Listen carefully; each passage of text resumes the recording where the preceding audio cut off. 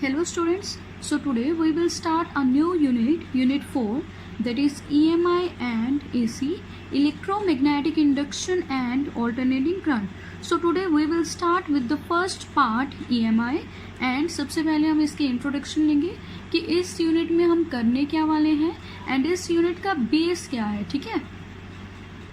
So students, in previous unit that is unit 3 हम क्या कर चुके हैं कि अगर किसी भी कंडक्टर में से करंट फ्लो करवाएंगे तो उसके अराउंड क्या होगी, magnetic field. Means third unit का बेस क्या था कि अगर करंट है तो मैग्नेटिक फील्ड होगी ही होगी, ठीक है। एंड यूनिट 4 का बेस क्या है, वो बिल्कुल इसके रिवर्स है। See in this unit means in unit 4 हमारा बेस क्या है कि अगर मैग्नेटिक फील्ड होगी तो हम करंट को क्या कर सकते हैं, प्रोड्यूस कर सकते हैं। Means with the help of magnetic field we can generate current, ठीक है। एंड जो करंट हम जनरेट करेंगे या प्रोड्यूस करेंगे उस करंट को बोलते हैं इंड्यूस्ड करंट, ठीक है। इंड्यूस का मतलब होता है प्रोड्यूस करना, ठीक है। So this is the base of unit 4. So we have some examples of EMI कि कैसे हम मैग्नेटिक फील्ड से करंट को प्रोड्यूस कर सकते हैं। See the first example is generators. आपने देखा होगा कि फंक्शंस में या पार्टीज में इलेक्ट्रिक जनरेटर्स यूज होते हैं। वो क्या करते हैं, करंट को जनरेट करते हैं, मीन्स करंट को प्रोड्यूस करते हैं। तो वो करंट को कैसे प्रोड्यूस करते हैं, इसके पीछे बेस जो है वो है EMI, मीन्स मैग्नेटिक फील्ड की हेल्प से ये करंट को जनरेट करते हैं, ठीक है। हम इसे डिटेल में पढ़ेंगे इस यूनिट में, ठीक है। Second example is sparking in switches. आपने नोट किया होगा कभी कभी जब भी हम किसी इलेक्ट्रिक स्विच को ऑफ करने का ट्राई करते हैं तो उसमें से स्पार्क प्रोड्यूस होती है। तो ये स्पार्क क्यों प्रोड्यूस होती है ये भी हम इस यूनिट में डिस्कस करेंगे, ठीक है। And the third example is transformers. Transformers की वर्किंग भी इसी प्रिंसिपल पे बेस्ड है, ठीक है। सो हम वर्ड से स्टार्ट करेंगे। EMI means electromagnetic induction word के मीनिंग से स्टार्ट करेंगे, ठीक है। सो इलेक्ट्रोमैग्नेटिक वर्ड दो वर्ड से बना है। Electro means electricity, magnetic means magnetic field and induction का मतलब होता है प्रोडक्शन और प्रोड्यूस करना, ठीक है। मीन्स इस चैप्टर का बेस क्या है कि हम इलेक्ट्रिसिटी को प्रोड्यूस कर सकते हैं with the help of magnetic field, ठीक है।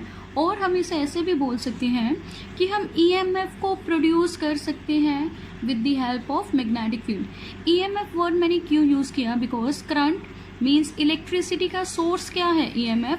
अगर करंट है तो मीन्स EMF तो होगी ही होगी, ठीक है। So we can produce EMF with the help of magnetic field, ठीक है।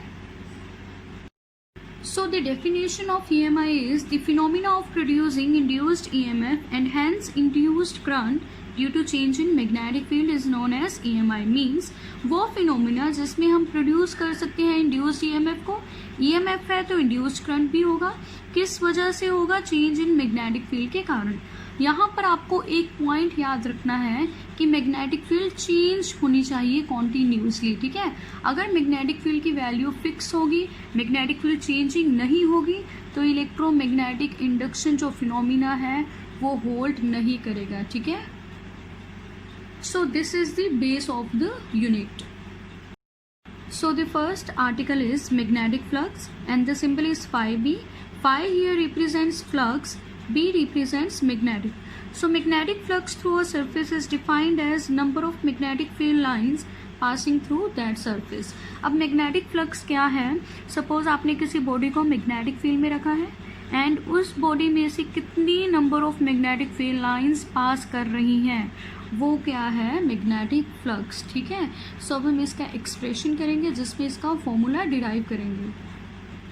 सो एक्सप्रेशन में consider a body having surface area S placed in magnetic field. Suppose हमारे पास कोई बॉडी है, रेक्टेंगुलर बॉडी है जिसका सरफेस एरिया क्या है, एस, एंड जिसे हम प्लेस कर रहे हैं मैग्नेटिक फील्ड में। एंड मैग्नेटिक फील्ड कैसे है, इंक्लाइन डायरेक्शन में, ठीक है। सो सी यहाँ पे हमारे पास कितनी सारी मैग्नेटिक फील्ड लाइंस है, बट इस बॉडी में से कितनी पास होंगी ये फील्ड लाइंस वो हमें कौन बताएगा, फ्लक्स। सो उसे हम कैलकुलेट कैसे करेंगे।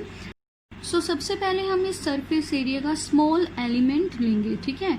सो सपोज ये क्या है, स्मॉल एलिमेंट कितना, ds of this surface area, ठीक है।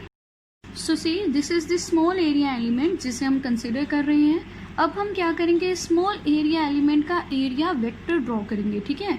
सो हम फर्स्ट यूनिट में कर चुके हैं कि एरिया वेक्टर हमेशा उस सरफेस के कैसे होता है, परपेंडिकुलर, ठीक है। सो इस सरफेस के बिल्कुल परपेंडिकुलर मीन्स इस डायरेक्शन में क्या होगा, इसका एरिया वेक्टर, ठीक है, जिसे हम क्या लिख सकते हैं, ds n कैप और ds वेक्टर, ठीक है। सो ये है एरिया वेक्टर इसका, ठीक है। अब देखो मैग्नेटिक फील्ड क्या है, इस डायरेक्शन में इंक्लाइंड है मैग्नेटिक फील्ड, एरिया वेक्टर इस डायरेक्शन में है। सो हम मान लेंगे area vector and magnetic field में एंगल क्या है, थीटा, ठीक है। सो नाउ हम इस मैग्नेटिक फील्ड को रिजॉल्व करेंगे बिकॉज एरिया वेक्टर तो हमेशा ही सरफेस के परपेंडिकुलर रहेगा। मैग्नेटिक फील्ड इंक्लाइंड है कितने एंगल पे, थीटा एंगल पे विद एरिया वेक्टर, सो इसे हम रिजॉल्व करेंगे। सो मैग्नेटिक फील्ड का थीटा वाली साइड कंपोनेंट, दिस साइड कौन सा कंपोनेंट आएगा, बी कॉस थीटा, एंड इसके बिल्कुल परपेंडिकुलर साइड कौन सा कंपोनेंट आएगा, बी साइन थीटा, ठीक है। सो अब इस एरिया एलिमेंट ds में से जितनी भी number of magnetic field lines pass करेंगी, बट कैसे, नॉर्मली वही क्या होगा, इस एरिया एलिमेंट का फ्लक्स, ठीक है। सो सिंस एरिया जो है वो स्मॉल है तो फ्लक्स भी क्या होगी, स्मॉल।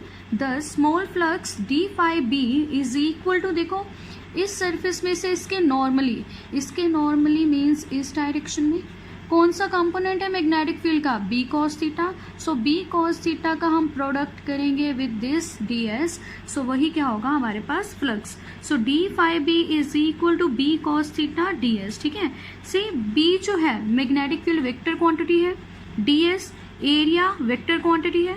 सो दो वेक्टर्स के साथ जब कोस थीटा लगा हो तो हम इसे कैसे लिख सकते हैं, dot product. So see small magnetic flux d phi b is equal to dot product of b vector and ds vector means d phi b is equal to b vector dot ds vector, ठीक है।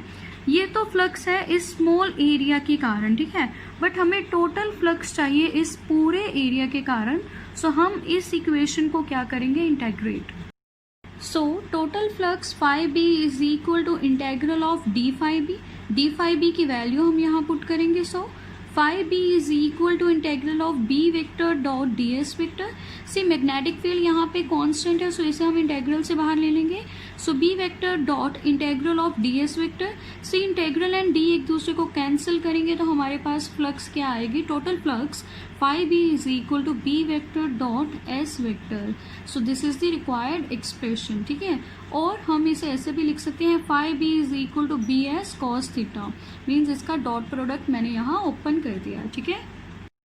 सो यहाँ से हमें clear है कि magnetic flux एक scalar quantity है because it is the dot product of two vectors, and हमें पता है dot product of two vectors क्या होता है, स्केलर, ठीक है।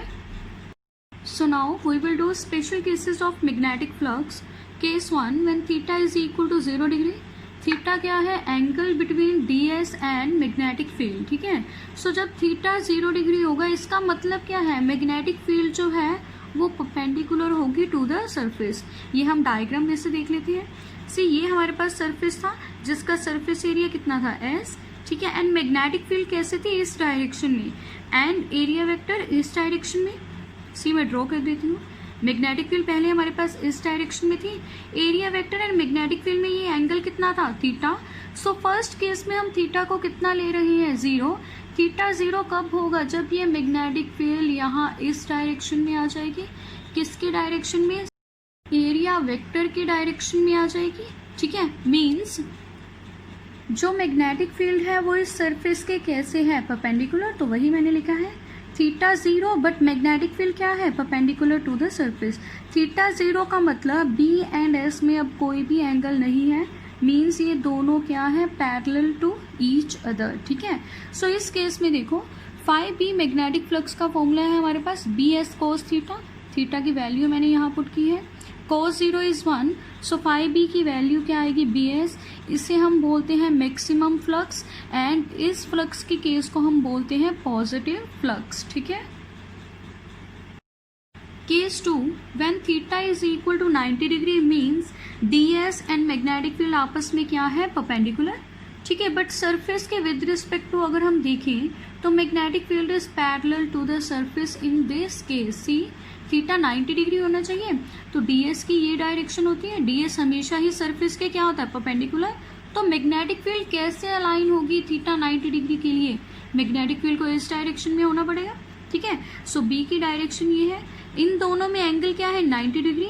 अगर इस सरफेस के कंपैरेटिवली मैं देखूं तो मैग्नेटिक फील्ड इस सरफेस के ऊपर लाई कर रही है, मींस इस सरफेस के क्या है, पैरेलल। सो इसीलिए मैंने लिखा है सरफेस के मैग्नेटिक फील्ड पैरेलल है। ठीक है, सो इस केस में देखो फाई बी मैग्नेटिक फ्लक्स कितनी होगी, B S cos 90, cos 90 is 0, so phi B means flux कितनी होगी, 0।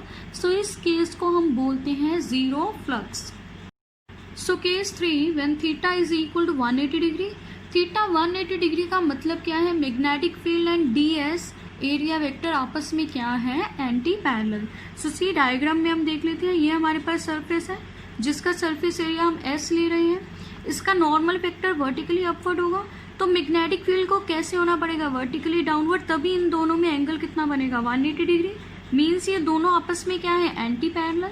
सो इस केस में फ्लक्स क्या आएगी, सी फाई बी का फॉर्मूला आता है बी एस कोस थीटा। अब कोस थीटा, थीटा की वैल्यू क्या है, 180, कोस 180 इज -1, तो फ्लक्स की वैल्यू क्या आएगी, phi B is equal to minus B S. ठीक है, it means this is the case of negative flux. ठीक है, मीन्स इस केस में फ्लक्स कितनी होगी, मिनिमम होगी। ठीक है, so SI unit of magnetic flux is Weber WB and CGS unit of magnetic flux is Maxwell, simple is mx, and इन दोनों में रिलेशन क्या है कि 1 वेबर हमेशा इक्वल होगा 10⁸ मैक्सवेल के। ठीक है।